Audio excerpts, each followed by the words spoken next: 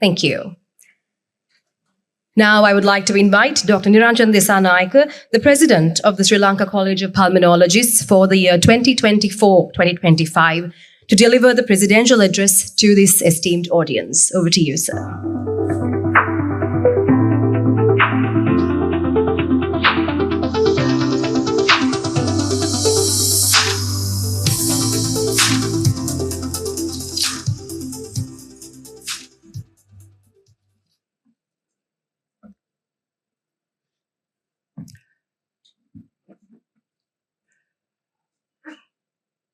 Our distinguished chief guest, Dr. Anil Jasinghe, Secretary to the Minister of Health and Mass Media. Guest of honor, Director General of Health Services, Dr. Asela Gunawardena. Guest of honor, Professor Anita Simmons, Consultant Respiratory Physician, Royal Brompton and Harefield NHS Trust, and Professor Emeritus, National Heart Lung Institute, Imperial College of London. Our orator for today, Professor David Dennings, Professor of Infectious Diseases in Global Health, Chief Executive, Global Action for Fungal Infections, and Professor of Infectious Diseases at University of Manchester. Professor Dushantha Madagedara, the Academic Chair and the Chair Professor of Medicine, University of Wyoming, and Consultant Pulmonologist, National Hospital Kandy. Distinguished past presidents of the college, council members, presidents and members of the other professional colleges, deans of medical faculties and academia, ministry officials, members of the Uragoda family, together with my family, distinguished invitees including the headmaster and school teachers of St. Thomas's College, Mandarawela, senior management from the industry, ladies and gentlemen. Ayubowan. May you live long. That is the blessing that we invoke in a person whom we meet in the traditional Sri Lankan time. But with this person to live longer, he should have an appropriate quality of life, or else that life that is lengthened will not be of any use to him or the society. I cannot emphasize more on the importance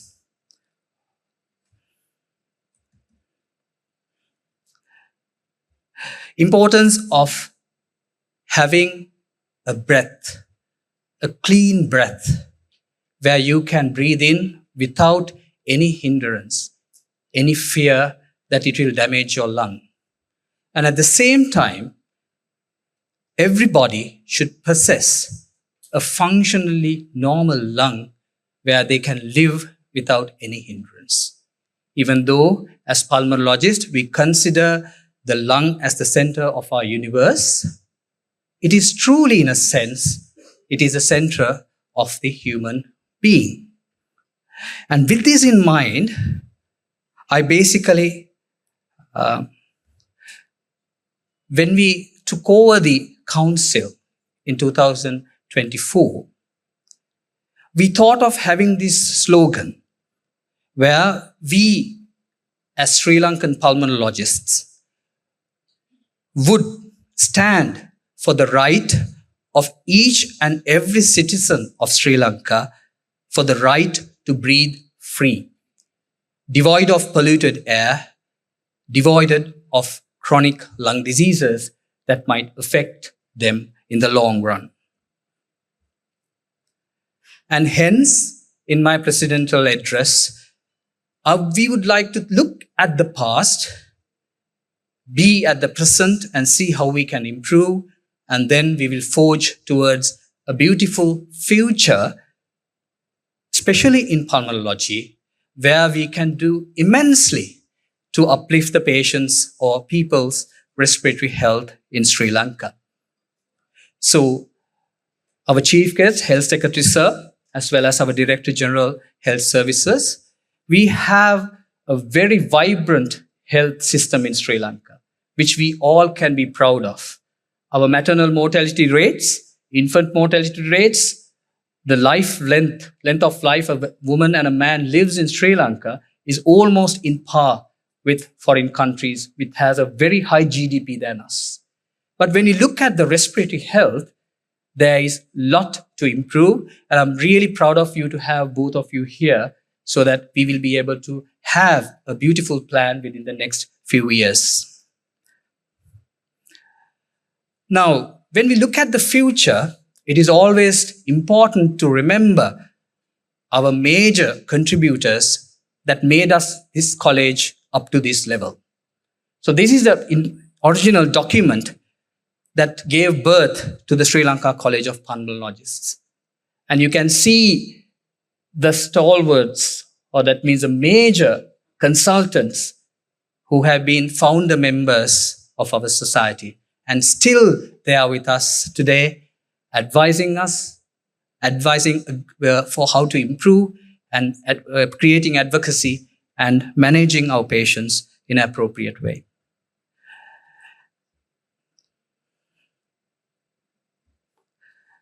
And from there onwards, each and every past president of the Sri Lanka College of Pulmonologists did a brilliant job each year, sometimes in spite of having tremendous challenges in delivering these treatments as well as management options for our patients. So we are, you can see the star lineup of past presidents that we have, some of them who are in the audience today. And I think we should pay homage to them for the college that we are today. I'm very passionate about asthma. One of the major reasons is that, as this august audience will agree, asthma is a highly prevalent disease in Sri Lanka. Unfortunately, even though it is at the moment is highly prevalent, majority of them who have been diagnosed of asthma, unfortunately, are not properly controlled of asthma in Sri Lanka. And at the same time, we have the 10th highest death rate in the world due to asthma, even though we have very good healthcare infrastructure in place. So there are a lot of deaths due to asthma as well. So one of the reasons being that you can see in the left right corner where majority of the patients with asthma have to spend money from their hand to get the most appropriate treatment and the inhalers that they have.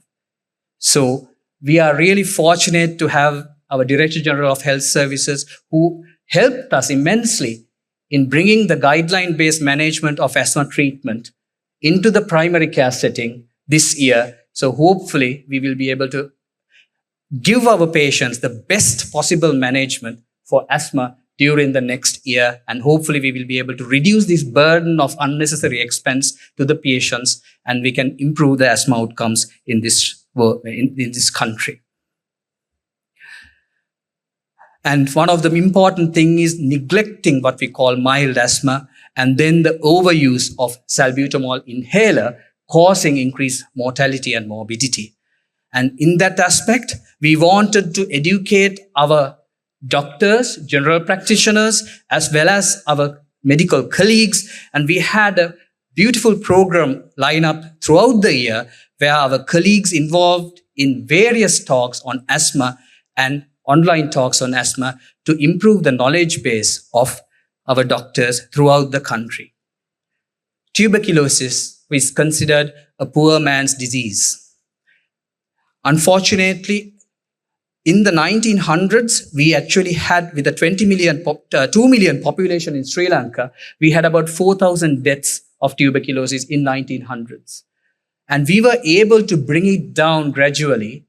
And by 2000, we had 62 per 100,000 incidence or prevalence of tuberculosis. So due to our activities and the healthcare system, we were able to control tuberculosis to a certain extent. But since then, we are stagnating due to tuberculosis.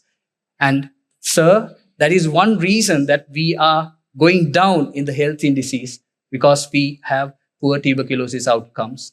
Each day, when we offer tuberculosis treatment free of charge for each and every person in Sri Lanka, each day at least 2 or 3 patients die because of tuberculosis. So we lose about 800 patients per year who are diagnosed of tuberculosis, who can be completely treated and cured.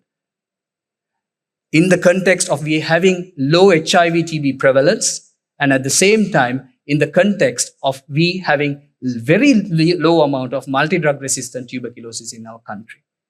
So this is an important aspect that we have to look into in the future. For that, I think our Director General Health Services helped us immensely in bringing out the concept of long stay wards for tuberculosis, because we saw that patients who are having tuberculosis with a low socioeconomic state were having malnutrition more than 75% of the time. They were having multiple comorbidities like uncontrolled diabetes, liver diseases, and renal functions. And these patients have multiple comorbidities, and majority of them, 50%, are above the age of 65 or 60. So these patients who are already severely ill needs proper assessment and treatment under a proper medical care. Then at least in the first 2 months, we will be able to provide them with appropriate nutritious meal, and then we will be able to look after them properly until they have at least the intensive phase is carried out forward. And one other important aspect that we have to highlight is the lack of critical care facilities to manage severe tuberculosis when they come. Even at this moment of time, in my ward in Kalutara, I have young patients who have come with severe pneumonia. Lungs are completely destroyed, on inotropes, needing antibiotics.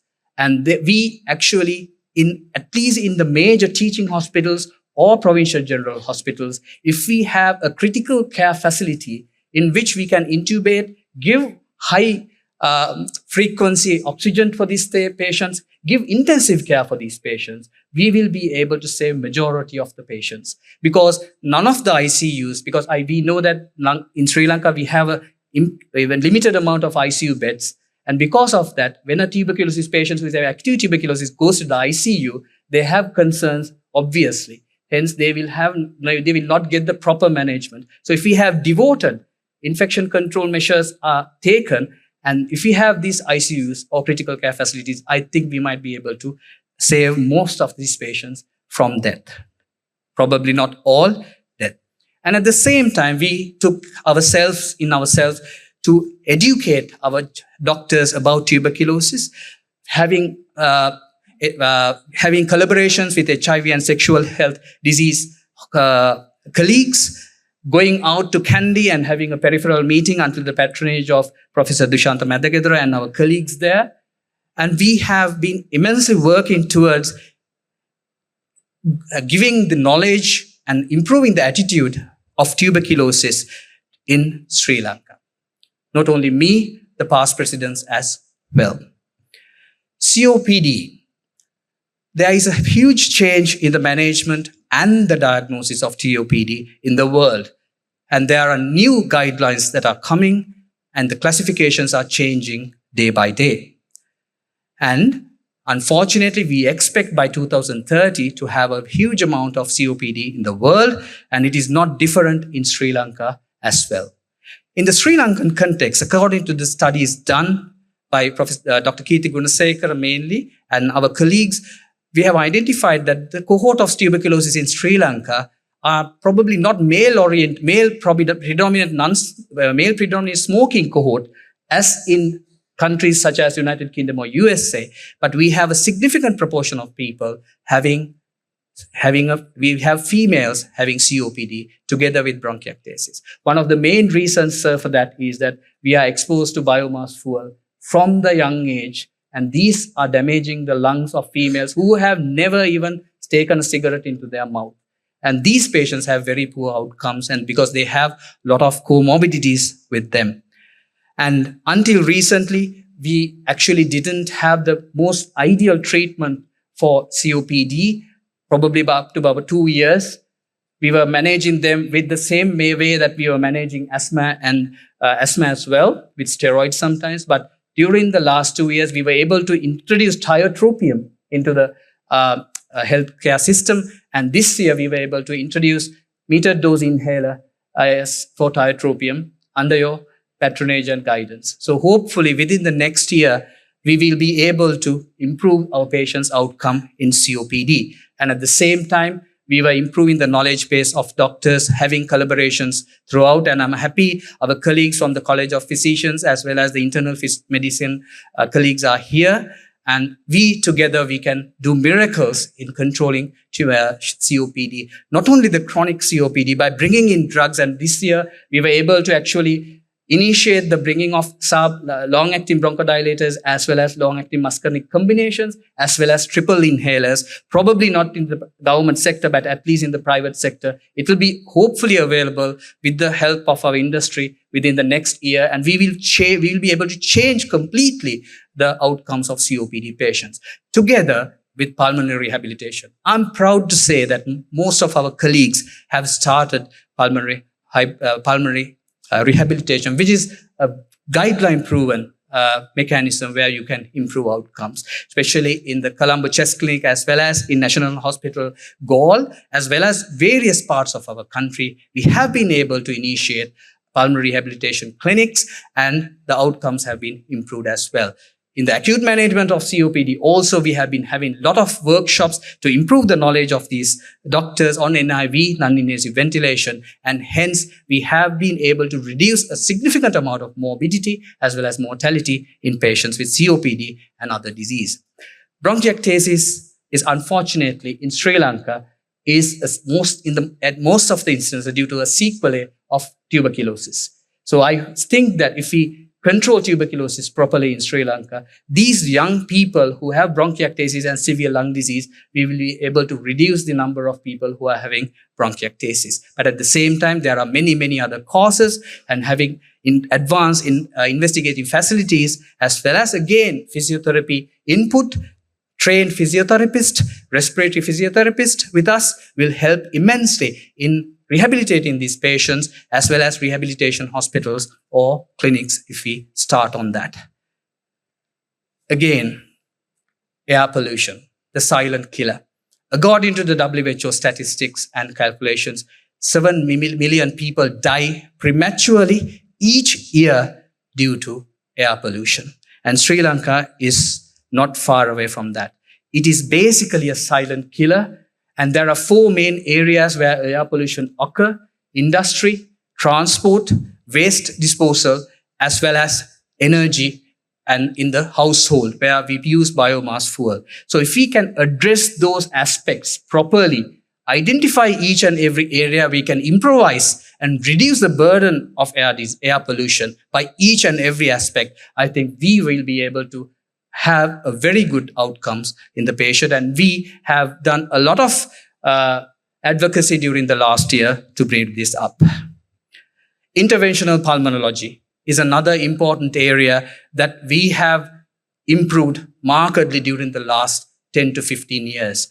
Our colleagues who are trained in the state-of-the-art centers throughout the world, in the United Kingdom, in Australia, India, and Singapore, and other countries, are very, very conversant or very, very skillful in managing these complicated patients and advanced procedures that they do. And we, under our umbrella, we have the very competent thoracic surgeons with us who work with us in hand to hand to develop patients' outcomes and improve patient outcomes, especially in the area of thoracic oncology and other conditions which we need the surgeon's hand to help us out in certain instances.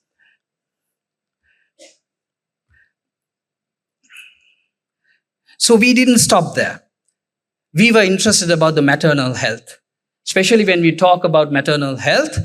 If you look at the maternal mortality data in Sri Lanka, respiratory diseases comes 1 or 2 in certain years due to infections, uncontrolled asthma, and pneumonias being the most important aspect. So we identified this gap, and we had a collaborative workshop with our colleagues with obstetrician and gynecology on maternal respiratory health, a full day course where we were able to develop beautiful collaborations. And at the moment, we are actually contemplating in recommending hopefully all pregnant ladies with the influenza vaccine, because it is one of the major causes of morbidity and mortality in pregnancy in Sri Lanka. But unfortunately, we don't provide it in the EPI at the moment, but hopefully we can do studies and implement that aspect as well. Then we had critical care. With our colleagues with critical care medicine, we had a beautiful workshop, one-day workshop on critical care, improving the knowledge base of our colleagues as well as our patients. And then with market collaborations throughout the year, we were able to have a beautiful academic program. We were traveling to Ampara, about 300 miles away. We were traveling to Vavuniya. We were traveling to Putlam. We were traveling to Gaul. We were traveling to Kandy. So during the last year, we had a lot of peripheral meetings as well. So it not only helped to educate our peripheral doctors, and they would probably never heard the thoracic surgeon in front of them talking. For example, in Vavuniya, we had 4 thoracic surgeons talking in front of them. So we had a lot of support from our colleagues in the council as well as our membership, where we were able to go there. Sometimes we started around 8 p.m. in the night, reach at around 4 a.m. in the morning, do the lectures at about 8 a.m. to 1 a.m. And after that, we have a little bit of a camaraderie going to places that we would enjoy as well, and then come back. Sometimes we don't have that time, but the amount of effort and the sacrifices that our colleagues did in conducting these peripheral events are immense, and they have borne fruit.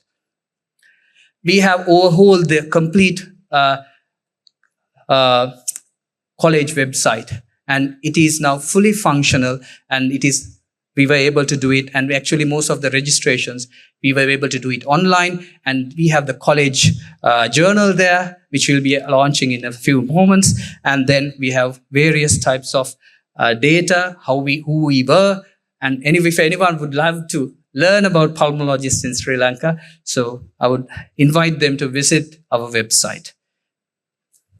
So I am here today because of several institutions and several people. I was born in Badulla, and it's said that I was a forceps delivery in 1975.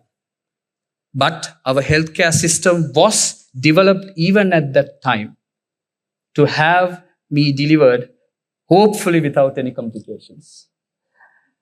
So we had this free health system, and at the same time, we had the education system. I'm a proud product of St. Thomas's College, Bandarawela, from pre-grade up to the A-level.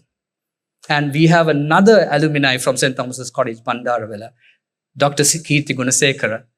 He's one of my idols up to the O-levels, and then he actually started at Royal College, Colombo. So already has produced 2 pulmonology presidents and 1 CCP, College of Physicians presidents. So this college gave me everything. It was a Christian college. There was no discrimination. I was in the choir. I was in the Bhaktigi. I was given the house captain post. I was given the senior prefect post. I was adjudged the best actor. I was adjudged the best all-rounder in this school without any discrimination of me being a Buddhist. And I'm thankful for my college and its teachers, whom I'm really glad to have in the audience, the headmaster, as well as one of the most senior teachers, Dr. Manchanayake, who taught me art. Then, in the year 92, after O-levels, I came for an exhibition in the Peradeniya Medical Faculty. And that is the time that I thought I would somehow come to the Peradeniya Medical Faculty. And I have thoroughly enjoyed each and every moment at Peradeniya. And I think there are many august audience, including Professor Madagedara and many on the podium today, who are proud alumni of the Peradeniya Medical Faculty. And some are actually teachers like Duminda, who are currently teaching the students there. So again, I'm happy to have and proud to have the Dean, who came all the way from Kandy to grace this occasion together with his lovely wife, Dr. Indu. And thank you very much for being here. So you can see a familiar face. So I was under Dr. S. Mangaleshwaran as a house officer. I learned a lot from him. Then as a registrar, I was under Dr. Harit Vimaratna. I unfortunately, with the busy schedule, I couldn't find photographs of them. I'm sorry about it. Right? But then my life changed. So I was under Professor Dushanta Madagedara, my mentor, as a senior registrar in respiratory medicine, who have taught me everything I know, probably the attitudes as well, sir. And so we are trying to, I would like to pay homage especially to them. And I'm really proud to share the same podium with you, sir, today. And I had the opportunity of learning from actually he was from Malaysia, who has went to United Kingdom, Professor Santi Vedinan, who guided me during my foreign training at Worcestershire. So I will not be here if not for my staff from various hospitals. I was actually started my consultant career in Base District General Hospital in Nuwara, far away. Then to Badulla, which I was proud of because I was serving my hospital which I was born. Then Ratnapura, I think sir is very familiar with it, but Ratnapura, I think your hometown, sir, right? And then after that, now in Kalutara. So each and every staff member, I would love to remember with gratitude, and they are my family away from home, right? So whatever we do, we need support.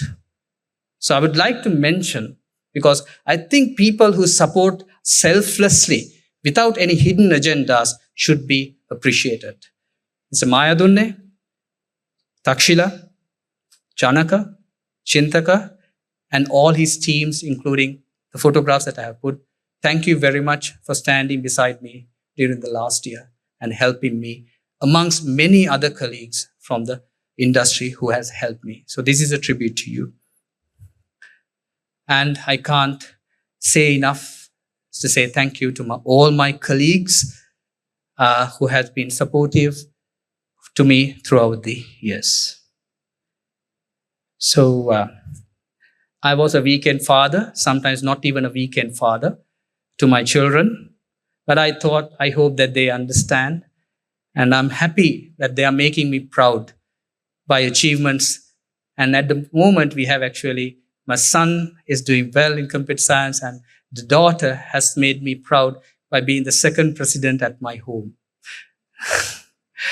But I think that Nilanthi is having a tough time. Nilanthi is my ardent critique, my best friend, and my guide wire. In every problem I face, I usually give a call to her and tell her that. And usually he guides me, and he by herself academically achieved the maximum being a professor of microbiology while looking after 2 children and bringing them up to a level that both of us can be proud of. So I don't get a chance to say thank you because I don't usually say thank you. Oh, it's the chance. Right.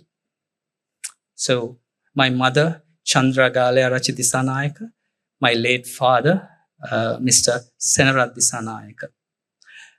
They guided me, they nurtured me to this level. Together with my brothers and sisters, I have 4 beautiful sisters and 1 very talented brother who unfortunately I only have 1 sister today in Sri Lanka, but all the others are at foreign countries, but they are doing well. I'm happy of the family that I had. But at the final aspect, I would like to say this. Without this gentleman, Mr. C.W.W. Kannangara, most of us will not be here today. Even my father, which I showed you previously, is a proud product of Poramadulla Madhya Mahavidyalaya. It's in Hanguranketa, and he's a proud product of that. He learned, he flourished because of the Madhya Mahala system. And because of that, he was able to give us a good education. And most of us, when we look at our histories, either us or our mothers or fathers have benefited from the free health system as well as the free education system that Sri Lanka has provided. And thankfully, because of them, because of the free healthcare system as well as the free education system, we are standing here today. And for that, I have a tremendous gratitude to these stalwarts as well as the population of Sri Lanka. My countrymen and women, from each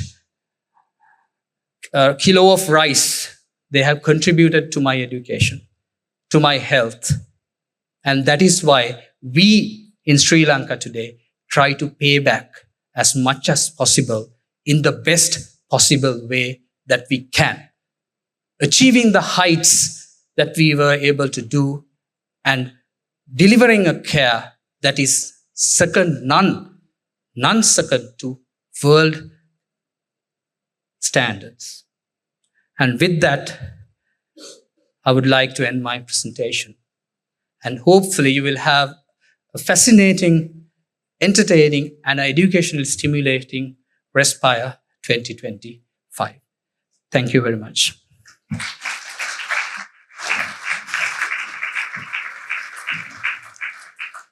Thank you very much, sir, for your comprehensive reflection of the past year and for sharing those wonderful sentiments.